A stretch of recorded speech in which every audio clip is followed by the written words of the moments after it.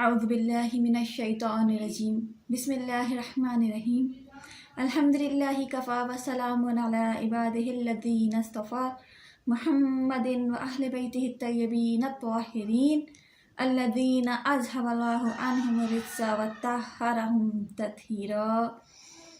अम्मा बअदु क़ाला अमीरुल मोमिनीन अलैहिस्सलातु वस्सलाम अज़रा बिनफ़्सिही मन इस्तशअरा तमअ व रज़िया बिज़ुल्लि मन कशफ़ा अन ज़ुर्रि व हानत इलैहि नफ़्सुहु मन अम्मरा अलैहा लिसानुहु। अस्सलामु अलैकुम व रहमतुल्लाहि व बरकातुहू। आज हम मौलाए कायनात के कलिमाते किसार में से हिकमत नंबर 2 को बिइज़्निल्लाहि ताला समझने की कोशिश करेंगे।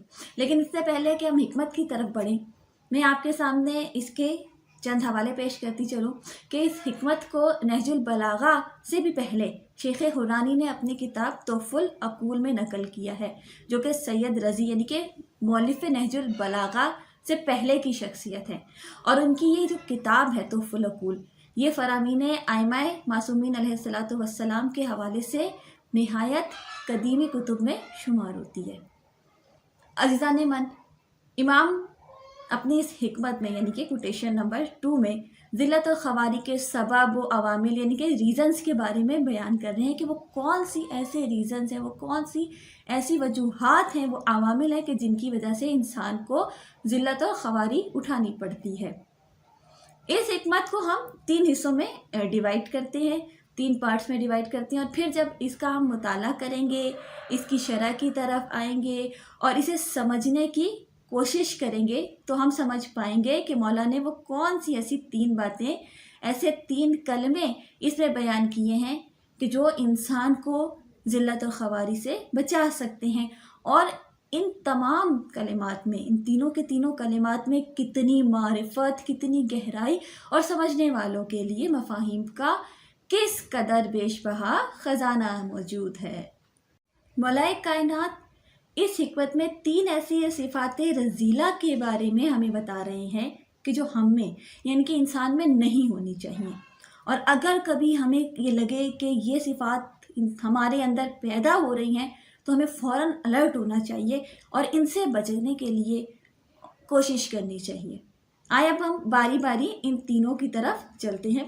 सबसे पहले जुमले को लेते हैं। जैसे कि मैंने कहा कि हम इस हिकमत को 3 हिस्सों में डिवाइड करेंगे। तो फर्स्ट पार्ट इमाम फरमा रहे हैं कि अज़रा बिनफ़्सिही मन इस्तशअरा तमअ, कि जिसने भी तमा को, लालच को, ग्रीडीनेस को अपना शिआर बना लिया यानी कि अपना लिया, तो गोया उसने खुद को, अपने नफ्स को, अपने आप को रुसवा कर दिया, ज़लीलो ख्वार कर दिया।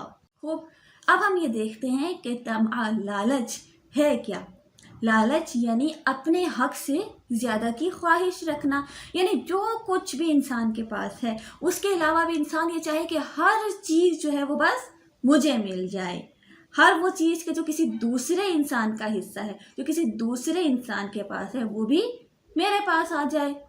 तो तमा यानी कि दूसरों की चीज़ों को इस नज़र से देखना कि वो भी मेरी हो जाए। दूसरा जो इसमें लफ्ज़ है वो है इस्तशअरा। इस्तशअरा के मायने क्या है?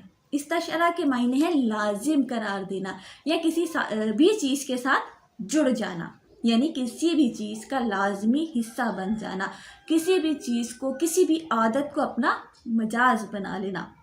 बस जब भी कोई शख्स, कोई इंसान लालच को अपना लाजमी हिस्सा बना लेता है, यानी कि उससे जुड़ जाता है और लालच को अपनी सिफ़ात में शामिल कर लेता है, तो मौला कह रहे हैं कि बस अब इसके बाद वो ज़लील ख्वार होने के लिए तैयार हो जाए, क्योंकि उसने एक बुरी सिफ़त को अपनी आदत बना लिया है। और हम सोसाइटी में ये चीज़ देखते हैं, हमारे रोज़मर्रा के मुशाहिदे में ये चीज़ आती है कि जो लालची इंसान होता है, जब वो चाहता है कि दूसरों के तमाम हकूक़ भी मुझे मिल जाएं, तो इसका नतीजा क्या होता है, इसका रिज़ल्ट क्या होता है कि वो लोगों के हकूक़ को ज़ाया करना शुरू कर देता है। और जब वो लोगों के हकूक़ को ज़ाया करता है तो उसे गलत नहीं समझता, क्योंकि उसकी लालच इस कदर बढ़ जाती है कि वो लोगों के हकूक़ को ज़ाया करना भी सही समझने लग जाता है। और फिर ये लालच इतना उस पर तारी हो जाती है कि उसकी अक्ल पर पर्दे पड़ जाते हैं, ताले पड़ जाते हैं। उसकी अक्ल सिर्फ अपना फ़ायदा सोचती है اور صرف اس حد تک محدود ہو جاتی ہے کہ اسے اس سے فقط اپنا فائدہ ہی نظر آئے اور اسے اپنے فائدے کے علاوہ کچھ بھی نظر نہیں آتا. اور وہ مال کو جمع کرنے کے لیے یا کسی بھی اور چیز کے لیے کہ جس کا بھی انسان کو لالچ ہو، جس کے لیے بھی انسان اپنے اندر طمع کو پیدا کر لے، اسے پانے کے لیے پھر وہ یہ نہیں دیکھتا کہ یہ مال حلال ہے یا حرام ہے، یہ مال جائز ہے یا ناجائز ہے، یہ کسی اور کا حق ہے یا پھر میرا حق ہے. بس وہ اپنی اس لالچ کے اثر کے نیچے اور اپنی اس لالچ کا غلام بن کر اس چیز کو حاصل کرنے کے پیچھے پڑ جاتا ہے. پھر چاہے اس کے لیے اسے کچھ بھی کرنا پڑ جائے، چاہے اس کے لیے لوگوں کے حقوق ضائع کرنے پڑے اسے، چاہے اس کے لیے اسے کسی کو قتل ہی کرنا کیوں نہ پڑ جائے. اور تاریخ بھری پڑی ہوئی ہے ان تمام مثالوں سے، ایسے انسانوں سے کہ جنہوں نے اپنی اس لالچ کی وجہ سے، اپنے اس طمع کی وجہ سے ایسے ایسے کام کیے کہ آج تک وہ ذلیل و رسوا ہیں. ہم دیکھتے ہیں خود کربلا کا واقعہ کہ جس میں امام حسین کے مقابل جو لوگ آئے تھے، جو لوگ بھی امام سے جنگ کرنے کے لیے آئے تھے، ان سب کے سروں پر لالچ سوار تھا. میں یہاں پر صرف 2 مثالیں پیش کروں گی اور پھر انشاءاللہ ہم آگے کی طرف بڑھیں گے. پہلی مثال ہے قاضی شریع کی کہ جس نے امام حسین کے قتل کا فتویٰ دیا. پہلے قاضی یہ فتویٰ دینے کو تیار نہیں تھا، لیکن جب اسے لالچ دیا گیا تو پھر اس لالچ کا شکار ہو کر اس نے نواسہ رسول کے قتل کا فتویٰ دے دیا. اور دوسری مثال ہمیں جو کربلا میں ملتی ہے وہ ہے عمر ابن سعد کی کہ جسے رے کی حکومت کا لالچ دیا گیا اور اس لالچ نے اس کی عقل کو ختم کر دیا. اسے رے کی حکومت کے علاوہ کچھ دکھائی ہی نہیں دے رہا تھا اور اسی لیے اس نے امام حسین اور ان کے خانوادے کو قتل کر دیا. لیکن ہم دیکھتے ہیں کہ کیا پھر اسے رے کی حکومت ملی؟ نہ، بلکہ نہ صرف اسے رے کی حکومت نہیں ملی بلکہ ہمیشہ کے لیے وہ ذلیل و خوار بھی ہو گیا. بس مولا یہاں یہی بتا رہی ہے کہ جو انسان لالچ کرتا ہے وہ ذلیل و خوار ہوتا ہے. شیخ صدوق اپنی کتاب خصال میں بیان کرتے ہیں کہ رسول اکرم صلی اللہ علیہ وآلہ وسلم فرماتے ہیں کہ لالچ انسان کو ایمان سے دور کر دیتی ہے اور انسان کے دل سے ایمان کو نکال دیتی ہے. کیوں؟ اس لیے کہ لالچ عقل کی دشمن ہے. لالچ انسان کی عقل کو تالے ڈال دیتی ہے اور جب انسان کے پاس عقل ہی نہیں ہے، وہ انسان کی جس کے پاس سوچنے سمجھنے کی صلاحیت ہی نہیں ہے، اس کے لیے صحیح اور غلط کا کانسیپٹ ہی نہیں ہے، تو پھر وہ انسان لازمی ذلیل و رسوا ہوگا. اور اسی لیے ایک اور جگہ مولا کائنات علی ابن ابی طالب فرماتے ہیں کہ اکثر انسان کی عقل وہاں ماری جاتی ہے جہاں لالچ کی بجلیاں چمکتی ہیں. اور ویسے بھی ہم دیکھتے ہیں ہمارے اردو ادب میں بھی بہت سے ایسی ضرب و مثل ہمیں ملتی ہیں کہ جس میں لالچ کے بارے میں بیان کیا گیا ہے، جن میں سے ایک جو یقیناً ہر انسان جانتا ہے، بلکہ بچہ بچہ اس کو جانتا ہے کہ لالچ بری بلا ہے. بس لالچ وہ چیز ہے کہ جو انسان کو ذلیل و خوار کر دیتی ہے. اور لالچ کے مقابلے میں کیا ہے؟ لالچ کے مقابلے میں ہے قناعت. ایک بہترین صفت ہے قناعت، یعنی وہ صفت کہ اللہ نے جو کچھ دیا ہے انسان اس پر راضی رہے. جو کچھ میرے پاس ہے پروردگار تیرا شکر ہے، جو کچھ دوسرے کے پاس ہے اس پر نظر نہیں ہے، بلکہ جو کچھ تو نے مجھے دیا ہے میں اس پر راضی ہوں. اگلے جملے میں مولا فرما رہے ہیں، یعنی کہ ہم نے جو 3 پارٹس کیے تھے اس کے سیکنڈ پارٹ پہ آتے ہیں ہم. مولا فرما رہے ہیں کہ ورضیہ بالذل من کشف عن ذرے، اور وہ راضی ہو گیا اپنی ذلت پر کہ جس نے اپنی حاجتوں اپنی پریشانیوں کا اظہار کر دیا. یہاں پر چند جو لفظ ہیں ان کی میں وضاحت کرتی چلوں. کشفہ یعنی پردہ ہٹانا، کھول کر رکھ دینا. اور کس قدر خوبصورت کلمات ہیں یہ مولا کے کہ مولا فرما رہے ہیں کہ وہ راضی ہو گیا اپنی ذلت پر، اپنی رسوائی پر. کون؟ وہ شخص جو کشفہ، جس نے پردے ہٹا دیے. کس پر سے؟ اپنی پریشانیوں پر سے. وہ شخص بس راضی ہو گیا کہ اسے ذلت اور خواری میسر آ جائے، وہ اس بات پر راضی ہو گیا. عزیزان من، اسلام نے انسان کی عزت اور آبرو کو بہت اہمیت دی ہے، اس لیے کہ مومن کی آبرو خانہ کعبہ جیسی ہے، اور یہاں تک بیان ہوا ہے کہ اگر کسی شخص نے مومن کی توہین کی تو گویا اس نے خانہ کعبہ کی توہین کی۔ بس خدا کو ہماری عزت بہت عزیز ہے، ہماری آبرو بہت عزیز ہے، اور اسی لیے وہ چاہتا ہے کہ ہم اپنی مشکلات ہر کسی کے سامنے بیان کرتے نہ پھریں۔ اور اگر ہم دیکھیں تو اسلام نے ہمیں ایک مکمل نظام حیات دیا ہے کہ جس میں دولت مندوں کے لیے یہ لازم قرار دیا گیا ہے کہ وہ مستحق افراد کو ڈھونڈیں اور ان تک ان کا حق پہنچائیں۔ جیسے کہ ہم تاریخ میں دیکھتے ہیں کہ ہم نے انبیاء اور ائمہ کی زندگیوں میں دیکھا کہ نہ صرف یہ کہ دن کے اجالے میں بلکہ رات کی تاریکی میں بھی گھر گھر جا کر لوگوں کی مشکلات حل کرتے تھے۔ نہ صرف یہ کہ جو خود چل کے آ جاتا تھا اس کی مشکل کشائی کرتے تھے، بلکہ ضرورت مندوں کے گھروں میں جا کر ان کی حاجات کو بر لاتے تھے۔ ایک واقعہ ہمیں تاریخ میں ملتا ہے، لیکن دیکھیں اس کے باوجود بھی، ان تمام چیزوں کے باوجود بھی ائمہ اپنے اصحاب کو، انبیاء اپنے اصحاب کو یہ درس دیا کرتے تھے کہ وہ ہر مشکل کو ہر ایک سے بیان کرتے نہ پھریں، بلکہ مشکل کے وقت میں صبر اختیار کریں۔ امام جعفر صادق علیہ السلام کا ایک واقعہ بہت مشہور ہے کہ امام کے ایک صحابی مفضل بن قیس زندگی کی مشکلات میں بری طرح گرفتار تھے۔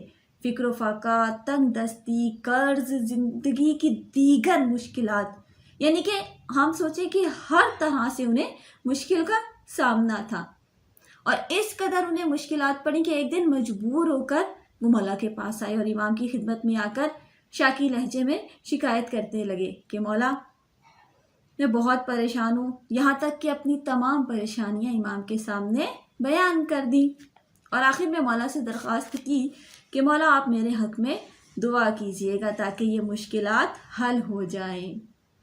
مشکل کشا کے لال تھے، انہوں نے حکم دیا کہ اشرفیوں کا ایک تھیلی لا کے مفضل کے حوالے کر دی جائے۔ جب مفضل نے یہ دیکھا تو کہنے لگے کہ مولا میرا مقصد ہرگز یہ نہیں تھا کہ میں آپ سے کوئی مدد مانگوں، بلکہ میں تو صرف دعا کی درخواست لے کر آیا تھا۔ امام نے فرمایا مفضل میں تمہارے لیے دعا بھی کروں گا، مگر یہ تھیلی بھی لے جاؤ تاکہ اپنی مشکلات کو کچھ کم کر سکو۔ اور اس کے بعد دیکھیں مولا کس قدر حسین جملہ یہ مولا کا، کہ مولا فرماتے ہیں کہ مفضل لیکن میری ایک بات ہمیشہ یاد رکھنا کہ کبھی بھی اپنی پریشانیوں اور مجبوریوں کو لوگوں کے سامنے بیان نہ کرو۔ کیوں؟ کیونکہ اس کا ایک نقصان یہ ہوگا کہ لوگ ہی سوچنے لگیں گے کہ تم زندگی کے میدان میں ناکام رہ گئے۔ دیکھیے مولا کس طرح سے انہیں زندگی گزارنے کا گر سکھا رہے ہیں اور بتا رہے ہیں کہ کس طرح لوگوں کے درمیان زندگی کرنی ہے۔ اگر ہم اپنی تمام مشکلات ہر ایک کے سامنے بیان کرتے رہیں گے تو لوگ کیا سوچیں گے کہ ہمیں زندگی گزارنے کا ڈھنگ نہیں ہے، ہم اپنی زندگی کے میدان میں ناکام رہ گئے ہیں، ہم کامیاب نہیں ہو سکے ہیں۔ بس مولا کہہ رہے ہیں کہ لوگ یہ سوچیں گے کہ تم زندگی کے میدان میں ناکام رہ گئے، کامیاب نہیں ہوئے، اور اس کی وجہ سے تم لوگوں کی نظروں سے گر جاؤ گے اور تمہاری شخصیت کا احترام ختم ہو جائے گا، یعنی تمہاری ویلیو کم ہو جائے گی۔ بس عزیزان من دیکھیں کہ کس طرح ہمارے ائمہ نے نہ صرف یہ کہ لوگوں کی مشکلات کو حل کیا، مگر اس کے ساتھ ساتھ انہیں صبر و برداشت کا درس بھی دیا تاکہ ان کے ماننے والوں کی عزت قائم رہے، ان کی ویلیو قائم رہے۔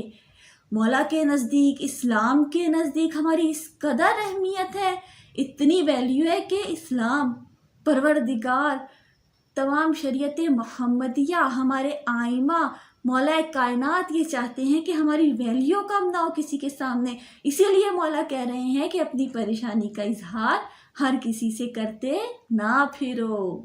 کیوں؟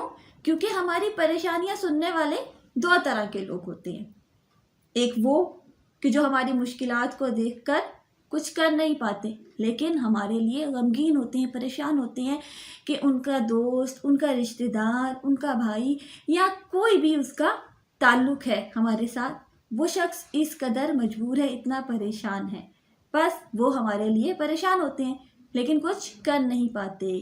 تو ایسے میں کیا فائدہ کہ ہم خود بھی پریشان ہوں اور اپنے چاہنے والوں کو بھی پریشان کریں۔ پھر دوسری قسم کے لوگ وہ ہوتے ہیں جو ہماری مشکلات کا سن کر خوش ہوتے ہیں کہ اچھا ہوا، اس کے ساتھ تو ہونا یہی چاہیے تھا۔ بس جب دشمن خوش ہوں گے تو کیا ہوگا کہ انسان ذلیل و رسوا ہوگا۔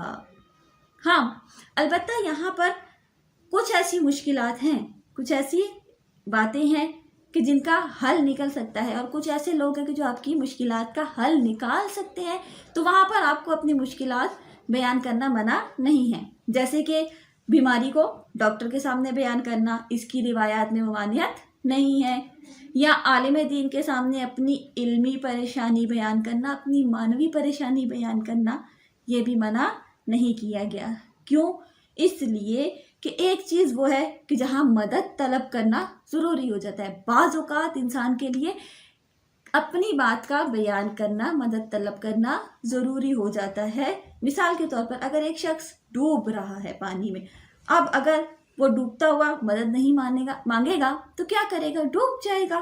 خوب یہاں پر مدد طلب کرنا، اپنی پریشانی کا بیان کرنا منع نہیں ہے، لیکن مشکل وہاں ہے کہ جہاں پر انسان برداشت کر سکے، جہاں پر صبر کرنا ممکن ہو۔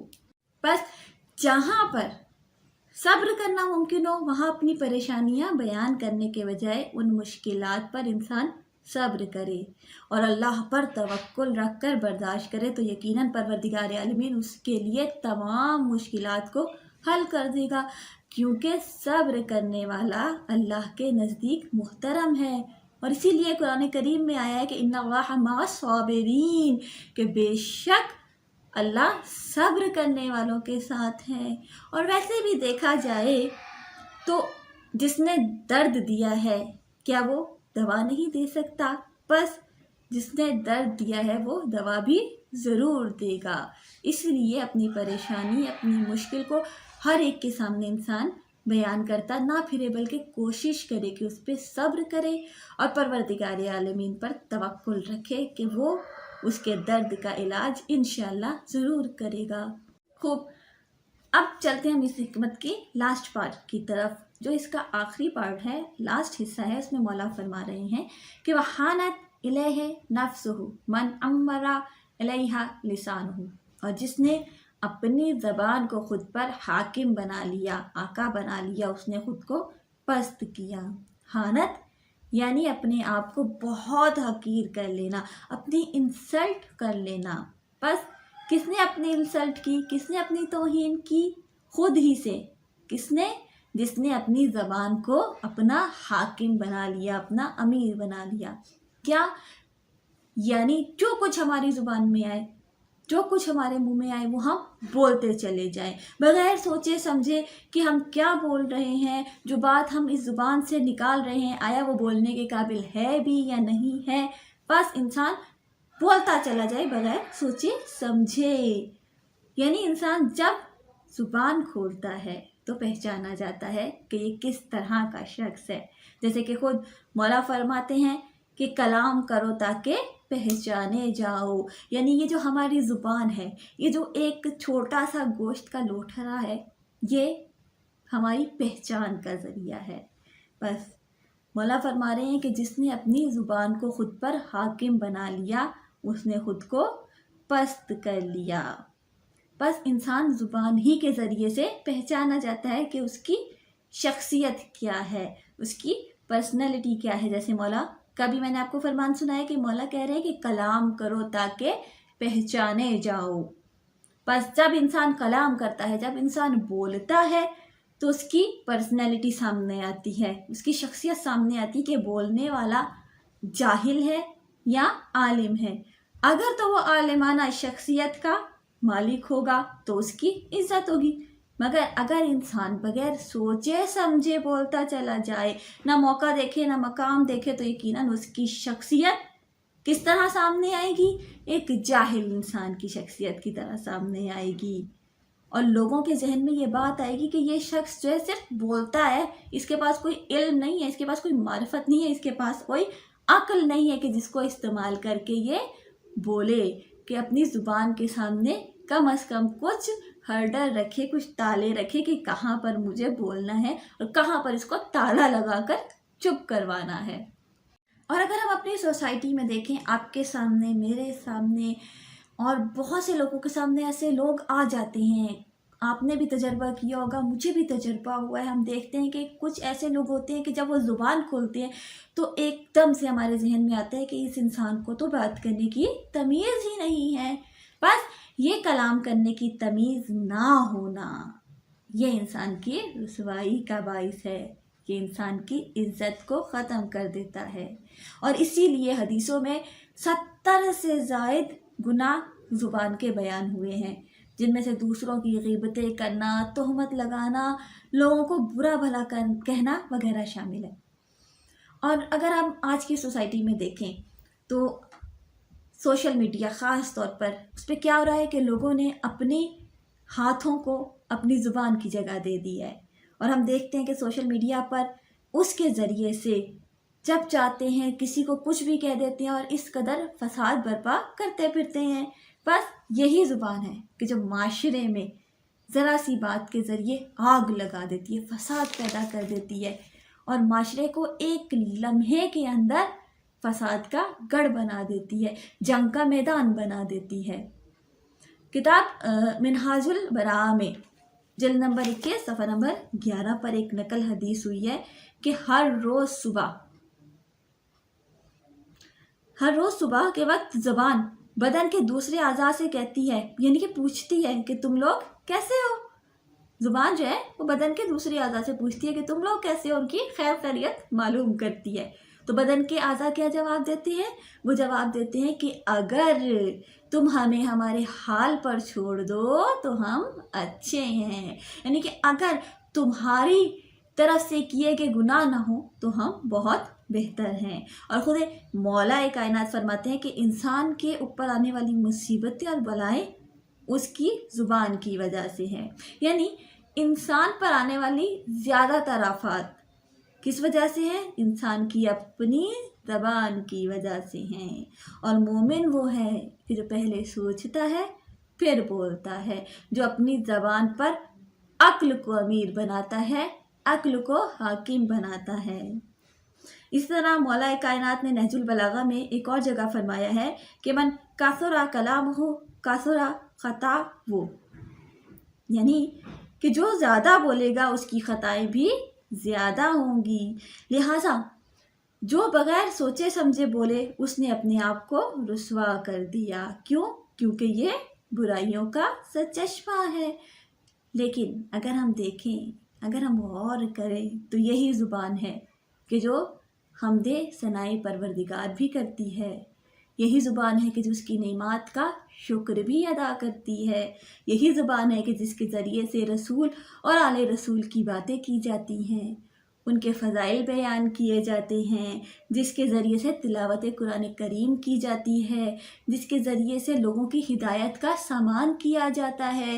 یہی زبان ہے کہ جو رب کریم کے سامنے گڑ گڑا کر اپنی غلطیوں کی، اپنی خطاؤں کی معافی طلب کرتی ہے۔ یہی زبان ہے کہ جو پروردگار کے لیے، جو شریعت محمدیہ کے لیے لوگوں کو امر بالمعروف و نہی عن المنکر کرتی ہے۔ بس اس زبان کی بہت طاقت ہے، اس زبان کی بہت زیادہ طاقت ہے۔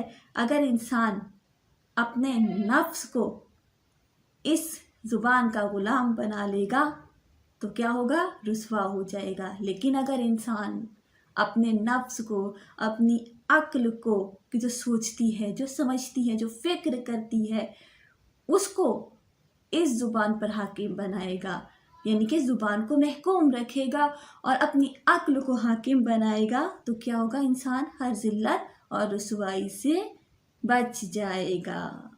خوب، بس ہمیں چاہیے کہ ہم زبان کو حاکم نہ بنائیں بلکہ اپنی عقل کو حاکم بنائیں زبان کا۔ اور اسی لیے رسول اکرم صلی اللہ علیہ وآلہ وسلم فرماتے ہیں کہ راحت الانسان فی حبس اللسان، کہ انسان کی سلامتی کس چیز میں ہے؟ کہ وہ اپنی زبان کو काबू में रखे। बस जब इंसान अपनी ज़ुबान को काबू में रखेगा और बगैर सोचे समझे नहीं बोलेगा तो उसकी इज़्ज़त और इकराम में इजाफा होगा। अब आखिर में अगर मैं मुख्तसरन इन तमाम कलिमात को जो इस हिकमत में मौला ने बयान किए गए हैं उसकी मफाहिम को इकट्ठा करूँ तो उनका मतलब ये निकलता है कि इंसान का बुनियादी फ़र्ज़ ये है कि अपने नफ्स को बेनियाजी की तरबियत दे और तमा और लालच का शिकार ना हो, यानी कि अपने नफ्स को लालच से बचा के रखे, तमा से बचा के रखे। जब इंसान ये करेगा तो उसके बाद क्या होगा कि उसके बाद जब भी कोई परेशानी उसके ऊपर आएगी, जब भी उसको किसी मुश्किल का सामना होगा तो वो सब्र का दामन थामे रखेगा और हर एक से फरियाद करता नहीं फिरेगा, हर एक को अपनी मुश्किल बयान करता नहीं फिरेगा। जब ये तमाम काम करेगा तो क्या होगा कि वो लोगों की निगाहों में ज़लील और रुस्वा नहीं होगा और जब बोलने का वक्त आएगा तो अपनी फ़िक्र को, अपनी अक्ल को ज़ुबान पर हाकिम बनाएगा ताकि जो चाहे वो कहता ना फिरे। आखिर में परवरदिगार आलमीन से दुआ है कि परवरदिगार आलमीन हमें नहजुल बलागा को समझने की, पढ़ने की और इस पर अमल करने की तौफीक अता फरमाए। वस्सलामु अलैकुम वरहमतुल्लाहि वबरकातुहू।